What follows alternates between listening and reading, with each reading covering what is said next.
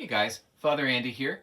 I wanted to welcome you to this pilot episode of TGB. So if you think of SGN, John Krasinski's Some Good News, you can think of truth, goodness, and beauty. These will just be little snippets during the day, especially as we're in the midst of this time of coronavirus. Maybe many of us are at home right now.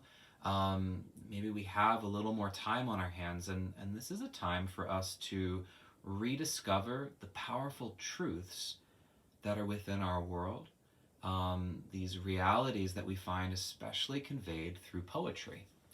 Now, I was inspired by Patrick Stewart, a Shakespearean author or Shakespearean actor, and famously known as Jean-Luc Picard in Star Trek.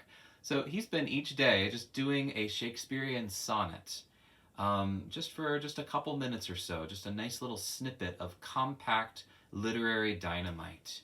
And I thought, this might be an opportunity to be able to, with each of you guys, to offer a poem each day, especially by some of the greats through the ages that convey this truth, this goodness, and this beauty.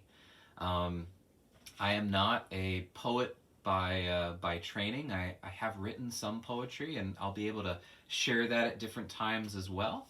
And then there will also be just little snippets of different insights or different thoughts by different authors, or different things like that, just to give us a little nugget to carry throughout the day that can nourish the mind, the heart, and most especially the soul. So without further ado, I'd love to read this first poem by a very famous author in the Victorian age, E.B. Browning, Elizabeth Barrett Browning.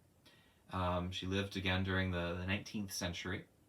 And this poem is really about this mystical reverence for the gift of creation, and how so much of life's lessons surround us in the beauty of creation.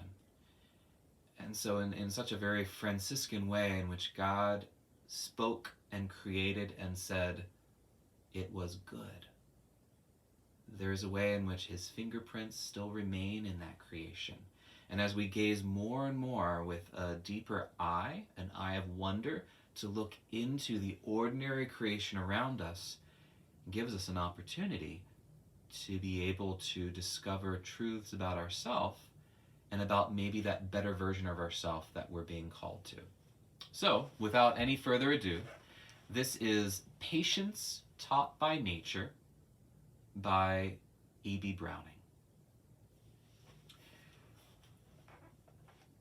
O dreary life, we cry, O dreary life, and still the generations of the birds sing through our sighing, and the flocks and herds serenely live, while we are keeping strife with heaven's true purpose in us, as a knife against which we may struggle.